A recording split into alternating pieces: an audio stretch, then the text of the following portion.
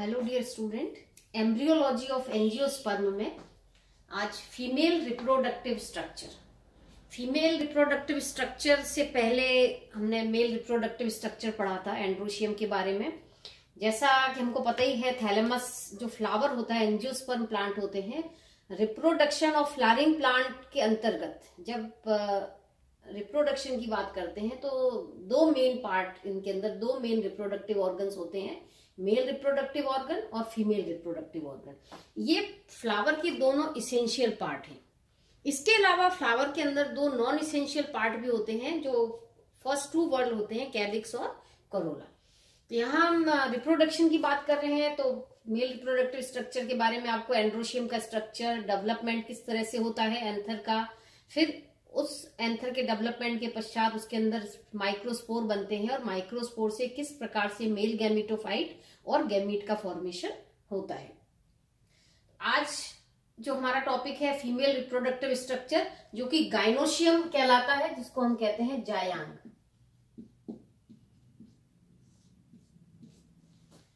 Gynoecium it is a unit of, जो gynoecium की एक इकाई को कहते हैं कार्पल या अंडक कहा जाता है, पिस्टिल भी कहते हैं।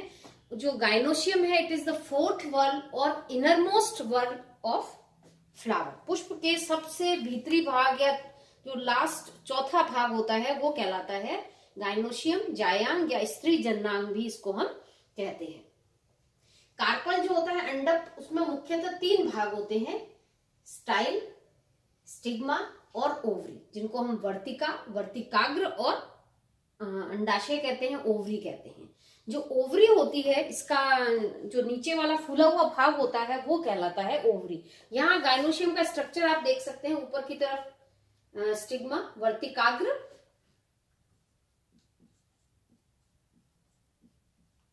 जो कि पोलन जर्मिनेशन में सहायता करता है, ये स्टाइल, वर्तिका, और नीचे जो फूला हुआ भाग है वो कहलाता है ओवरी या अंडाशय कहते हैं। इस ओवरी के अंदर ओव्यूल होते हैं और ये जो भाग है जायांग है वो थैलेमस के ऊपर पाया जाता है, डेवलप होता है।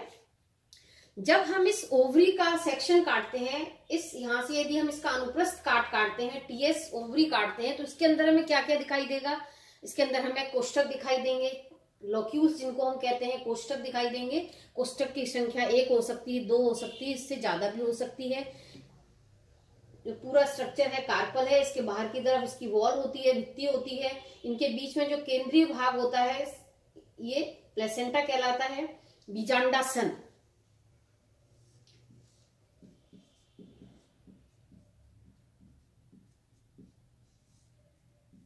जिसके ऊपर बीजांड या ओव्यूल लगे हुए होते हैं, और यदि कोष्ठक की संख्या ज्यादा होती है तो ये पट के द्वारा, सेप्टा के द्वारा एक दूसरे से पृथक होते हैं। तो जब ओवरी काटने के पश्चात कई स्ट्रक्चर्स के अंदर हमें दिखाई देते हैं। ओवरी जब आप काटते हैं तो नंबर ऑफ स्टिग्मास कितने होते हैं, नंबर ऑफ अंडक क्या है, और इनके अंदर बीजांडान्यास किस प्रकार का होता है, वो टीएस ऑफ ओवरी की संरचना में दिखाई देता है। टर्मिनल पार्ट जो इसका होता है, एंड ऑफ स्टाइल, जिसको हम कहते हैं stigma, act as an platform for pollen grains. सब अब मेन यदि कैरेक्टर्स की बात करें, डेवलपमेंट जो गाइनोशियम का डेवलपमेंट या ओव्यूल का डेवलपमेंट किस प्रकार से होता है, इससे पहले आपको कुछ बेसिक स्ट्रक्चर, जो जायांग का बेसिक स्ट्रक्चर होता है या मेन कैरेक्टर कौन कौन से होते हैं, उसके बारे में थोड़ा सा आपको बता देते हैं। सबसे पहले बात करते हैं कार्पल की संख्या के आधार पर। On the basis of number of carpel, ovary कितने प्रकार की होती है? मोनोकार्पलरी हो सकती है, जिसको हम कहते हैं एक अंडपी। यदि एक अंडप है तो मोनोकार्पलरी, बाइकार्पलरी 2 अंडप हैं, ट्राइकार्पलरी, टेट्राकार्पलरी, पेंटाकार्पलरी और मल्टीकार्पलरी। यदि अंडप की संख्या 5 से ज्यादा है तो उसको हम कहेंगे बहुअंडपी।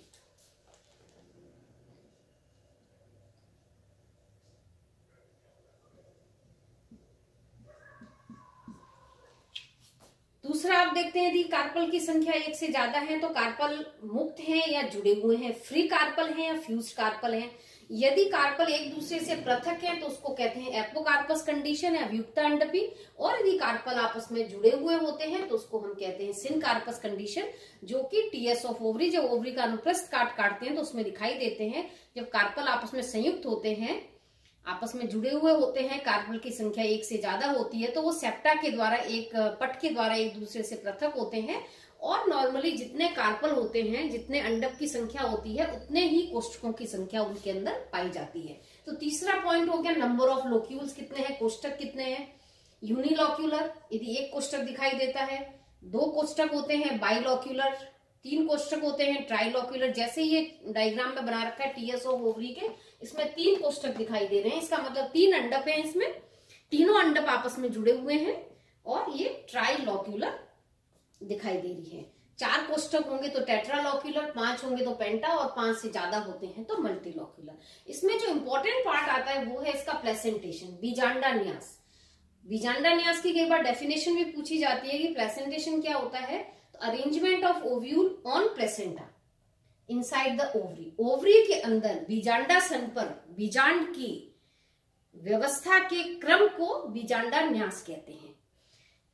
प्लेसेंटेशन कितने प्रकार के हो सकते हैं, जो कॉमन टाइप्स हैं वो यहाँ पे मैंने बताए हैं। एक्साइल प्लेसेंटेशन, जिसको हम सबसे कॉमन टाइप है अक्षीय बीजांडा न्यास कहते हैं, जिसमें अंडक की संख्या, यहाँ पे जो इंपॉर्टेंट चीज है, जब एक्साइल प्लेसेंटेशन होता है तो ओवरी हमेशा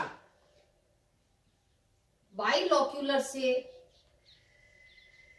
मल्टीलॉक्यूलर होती है, कभी भी यूनिलॉक्यूलर नहीं होगी। जैसे ये डायग्राम बनाए तो इसके अंदर 3 अंडप हमें दिखाई देते हैं। दूसरी इसके कैरेक्टर विशेषता है ओवरी सिनकार्पस होगी, संयुक्त अंडपी होगी, बाइलॉक्यूलर से मल्टीलॉक्यूलर होगी। नेक्स्ट इंपॉर्टेंट कैरेक्टर क्या होगा, इसके अंदर जो प्लेसेंटा होता है, केंद्र के अंदर बीजांडासन होता है, वो हमेशा केंद्र में व्यवस्थित होता है। सेप्टा प्रेजेंट होते हैं। दूसरा, नंबर ऑफ कार्पल की संख्या नंबर ऑफ कोष्ठक की संख्या की हमेशा बराबर होती है। तो ऐसे बीजांडासन को, बीजांडा न्यास को हम कहते हैं एक्साइल प्लेसेंटेशन, जो बहुत सारी फैमिलीज के अंदर मिलता है। फॉर एग्जाम्पल रूटेसी फैमिली हो गई, लिलिएसी फैमिली हो गई, ऐसे कई एग्जाम्पल हम ले सकते हैं। सोलेनेसी फैमिली हो गई जिसमें एक्साइल प्लेसेंटेशन मिलता है।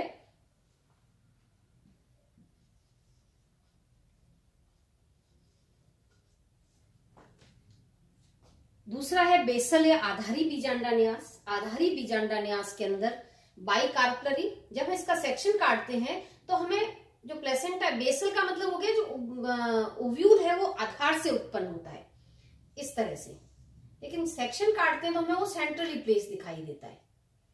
सिनकार्पस होती है, लेकिन कोष्ठक की संख्या, ये जो इंपॉर्टेंट कैरेक्टर है ये ध्यान रखना, यूनिलॉक्यूलर होती है, एक कोष्ठीय होती है, सेप्टा नहीं पाए जाते हैं। बाइकार्पलरी होती है सिनकार्पस, यूनिलॉक्यूलर, लेकिन सेप्टा नहीं होते हैं इनके अंदर। ओव्यूल है वो ओवरी के आधार से उत्पन्न होता है, बेस से उत्पन्न होता है, इसको हम कहते हैं बेसल प्लेसेंटेशन। और ये किस फैमिली का कैरेक्टरिस्टिक फीचर है, ये हमें याद रखना है, फैमिली एस्टरेसी।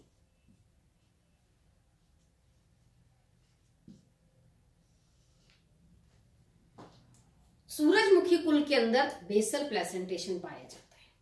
तीसरा इंपॉर्टेंट प्लेसेंटेशन है पैराइटल प्लेसेंटेशन, जिसको हम भित्तीय बीजांडा न्यास कहते हैं। भित्तीय बीजांडा न्यास के अंदर ओवरी बाइकार्पलरी हो सकती है, ट्राइकार्पलरी हो सकती है, ठीक है, सिनकार्पस होगी, लेकिन क्या है, यूनिलॉक्यूलर, एक कोष्ठी बीजांडा न्यास होगा। हमने देखा था बेसल के अंदर भी एक कोष्ठी होता है, पैराइटल के अंदर भी एक कोष्ठी होता है। और भित्तीय बीजांडा न्यास हम इसको इसलिए कहते हैं कि जो ओव्यूल्स होते हैं वो ओवरी के इनर वॉल से उत्पन्न होते हैं, भीतरी भित्ति से पर लगे हुए होते हैं। आप देख सकते हैं जो इनर वॉल है, यहाँ प्लेसेंटा होता है, वॉल की जहां वॉल फ्यूज होती है और वहां से ओव्यूल उत्पन्न होते हैं। खीरा हो गया, ककड़ी हो गया, यदि आपने देखा है उसमें जब टीएस काट के हम देखते हैं तो ओव्यूल हमें इनर वॉल पर प्लेसेंटा के साथ में जुड़े हुए दिखाई देते हैं, लेकिन इनके बीच में सेप्टम नहीं पाया जाता है। लेकिन इनके अंदर कभी कभी फॉल्स सेप्टम बनता है, आभासी पट बनता है, और इस फॉल्स सेप्टम को कहते हैं रेपलम। रेपलम कहा जाता है। किसमें मिलता है, किसका फीचर है ये पैराइटल, कुकरबिटेसी फैमिली।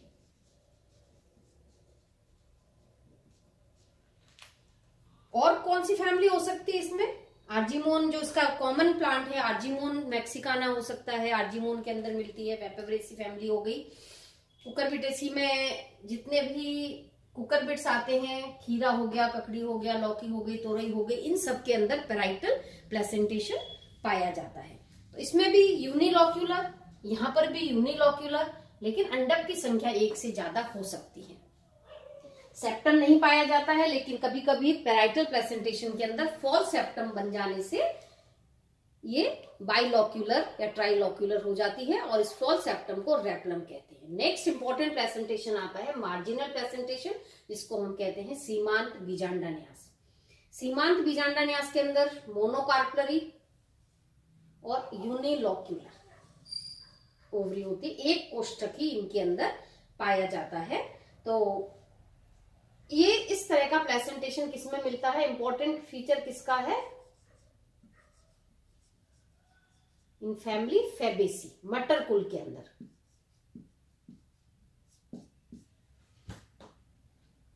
सीमांत बीजांडा न्यास पाया जाता है। फिर आता है फ्री सेंट्रल, मुक्त केंद्रीय बीजांडा न्यास। मुक्त केंद्रीय में क्या होगा? जो प्लेसेंटा होता है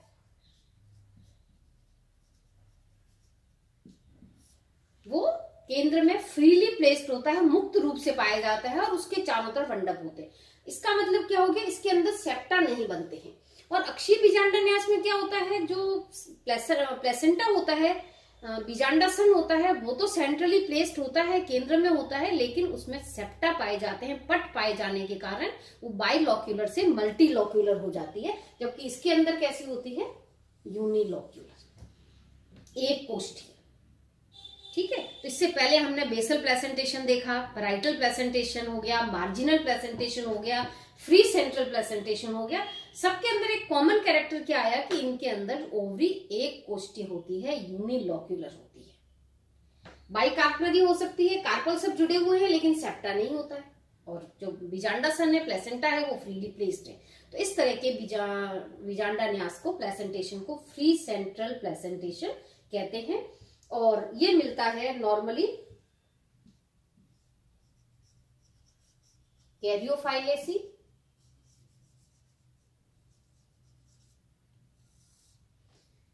के अंदर, प्राइमुलेसी के अंदर मिलता है। कैरियोफाइलेसी में डायंथस आता है, स्टिलेरिया आता है। तो फैमिली कैरियोफाइलेसी के अंदर फ्री सेंट्रल प्लेसेंटेशन पाया जाता है।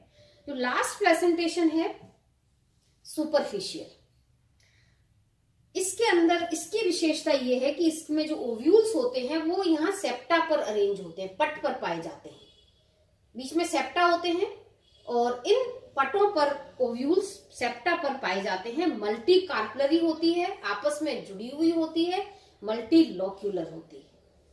बहुत सारे कोष्ठक बनते हैं, जैसे इसमें बन रहे हैं 1 2 3 ये 5 6, तो बहुत सारे कोष्ठक बनेंगे और प्रत्येक कोष्ठक के पट जो होता है, जो डिवाइड करता है, सेप्टा बनते हैं, वहां पर ओव्यूल अरेंज होते हैं। तो इस तरह के प्लेसेंटेशन को हम कहते हैं सुपरफिशियल प्लेसेंटेशन। और इस तरह का प्लेसेंटेशन नॉर्मली वाटर लिली के अंदर, लोटस के अंदर, निम्फिएसी फैमिली में पाया जाता है, कमल के अंदर, लोटस के अंदर पाया जाता है, निम्फिया कहते हैं, निलंबो कहते हैं, इनके अंदर सामान्यतः सुपरफिशियल प्रकार का बीजांडा न्यास पाया जाता है। तो ये कुछ कॉमन टाइप्स हो गए प्लेसेंटेशन के, axile, basal, parietal, marginal, free central, superficial. तो आज आपको गाइनोशियम का एक बेसिक स्ट्रक्चर हमने बताया है कि गाइनोशियम की संरचना क्या होती है, जिसमें 3 मुख्य भाग होते हैं, स्टाइल, स्टिग्मा और ओवरी। स्टाइल ओवरी जो होती है एक कोष्ठीय हो सकती है, द्विकोष्ठीय हो सकती है, मल्टीलॉक्यूलर हो सकती है। और ओवरी के अंदर जो वॉल होती है उस पर एक या अधिक ओव्यूल एक निश्चित व्यवस्था के अनुसार, निश्चित व्यवस्था के क्रम में लगे हुए होते हैं, जिसको हम इस बीजांड की, ओवरी के अंदर बीजांड की व्यवस्था को हम प्लेसेंटेशन कहते हैं। और इस ओवरी की वॉल पर न्यूट्रिटिव जो स्ट्रक्चर होती है, जो कि मेरिस्टेमेटिक सेल से डेवलप होती है, जिसको हम प्लेसेंटा कहते हैं, और उसी प्लेसेंटा पर ओव्यूल विकसित होते हैं। तो इस प्लेसेंटा से ही ओव्यूल को न्यूट्रिशन प्रोवाइड होता है।